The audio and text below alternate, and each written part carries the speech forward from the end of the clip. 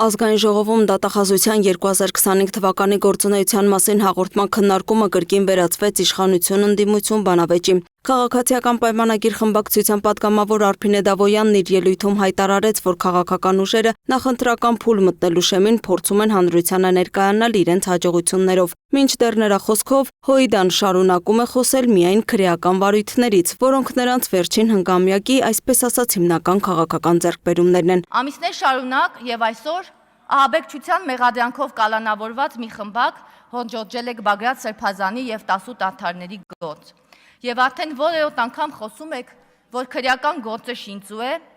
փաստերը կեղծվում են, գաղտնալսումները ամանորյա հանդեսի մասին են, հետեւաբար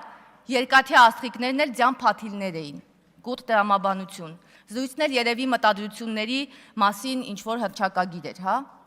Եթե շինծու է, ինչու եք դատաքննությունը ձգձգում անհարկի պատճառաբանություններով։ Նիստի ընթացքում խորհրդարան էր այցելել նաև Լատվիայի նախագահը, որը տեղում հետևում էր քաղաքական սուր ելույթներին։ ԿՊԵ-ական Սոնա Ղազարյանը հայտարարեց, որ ընդդիմության խորհրդարանում հայտնվելու միակ հնարավորությունը վախն ու ցավը քաղաքական կապիտալի վերածելն է։ Ոստիկանությունը Հայաստանի Հանրապետության պետականության պաշտպանն է։ Պարոն Դանիելյան,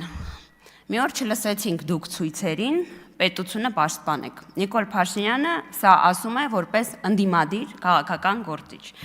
Ասում է սա Սասնա ծռերի դեպքերի օրոք։ Եվ որ Նիկոլ Փաշինյանը հանդես էր գալիս ընդդիմադիր գործչի կերպարով, բայց ավելի պետականամետ էր, քան շատ պետական գործիչներ։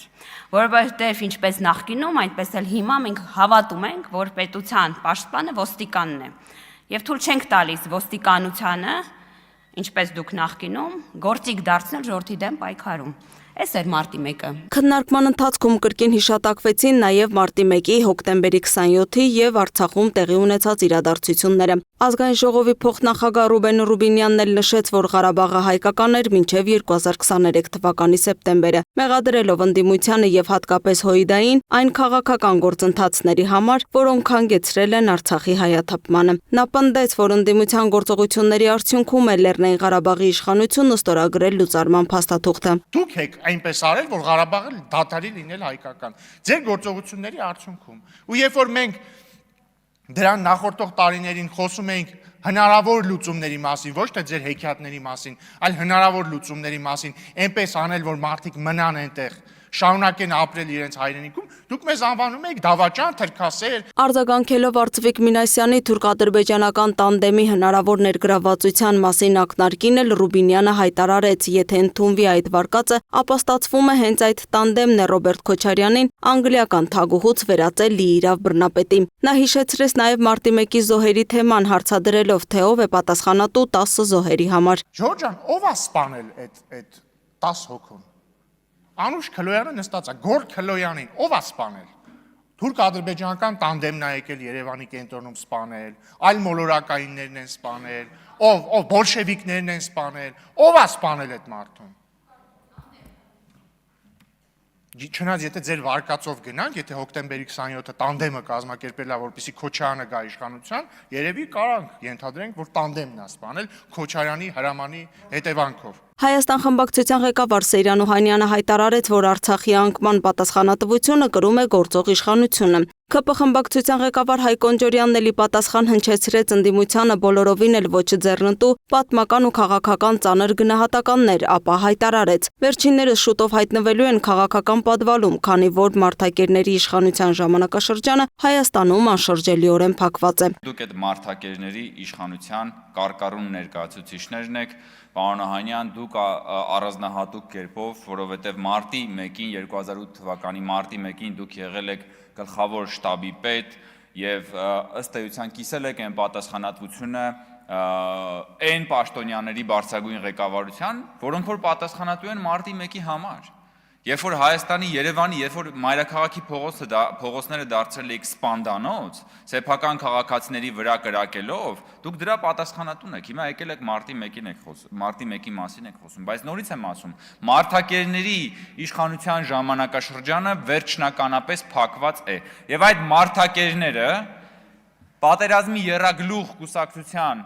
ֆորմատով այսօր ցանկանում են նորից վերադառնալ իշխանության, բայց ասել ենք ու ասելու ենք, դուք ձեր ծոծորակը կտեսնեք, պատերազմի եռագլուխ կուսակցություն, բայց Հայաստանում այլևս իշխանություն չեք տեսնի։ Ըստ Կոնջորյանի, եթե հանկարծ Հայաստանի Հանրապետությունում նորից իշխանություն զավթվի, ոչ միայն արտաքին ագրեսիայի սանձազերծվելու, այլև ներքին սեփական քաղաքացիների դեմ։ Այն օլիգարխների, բանդիտները ու հրոսակախմբերի ջոկատները, որ հիմա հեղափոխությունից հետո մտել են պատվալները, այդ ջոկատները պատվալներից դուրս են գալու եւ նոր ախորժակով հոշոտելու են, հարձակվելու են սեփական քաղաքացիների վրա։ Գլխավոր դատախազ Աննա Վարդապետյանը եւս եզրափակիչ ելույթում անդրադարձավ Մարտի 1-յան դեպքերին, նշելով, որ ապացուցված է, դրանք խաղաղ բնույթ են ունեցել առանց բռնության հրահրման, մինչև Մարտի 1-ի վաղ առավոտյան ոստիկանության իրականացրած բռնի գործողությունը։ Դատարանը պարզել է, որ չի եղել որևէ համոզիչ ապացույց, որով կհաստատվեր, որ Ազատության հրապարակում զենք է կուտակվել անկարգություններ հրահրելու նպատակով,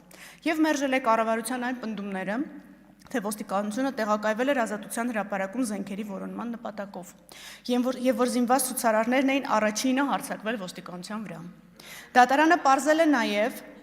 որ 2008 թվականի մարտի 1-ի վաղ առավոտյան իրականացված ոստիկանության գործողության հիմնական, եթե ոչ միակ նպատակը եղել է Ազատության հրապարակում անցկացվող խաղաղ հավաքը ցրելը։ Գլխավոր դատախազն ընդգծեց, անձինք, որոնք մեղադրվում են այս հանցագործությունների համար, չեն կարող քրեական պատասխանատվությունից ազատվել վաղեմության ժամկետի կիրառման հիմքով։ Քննչական կոմիտեի նախագահն էլ նշեց, որ 2025 թվականի ընթացքում ավարտվել է հանրային հնչեղություն ունեցող կոռուպցիոն բնույթի խոշոր չափերի փողերի լվացման 17 քրեական վարույթ։ Պետական դավաճանության եւ լրտեսության դեպքերով 7 գործ է ուղարկվել դատարան։ Նրա խոսքով շուտով ականատես կլինենք նաեւ հանրային հնչեղություն ունեցող քրեական գործերի բացահայտման։ Լուսինե Գրիգորյան, Free News, Ազատ լուրեր։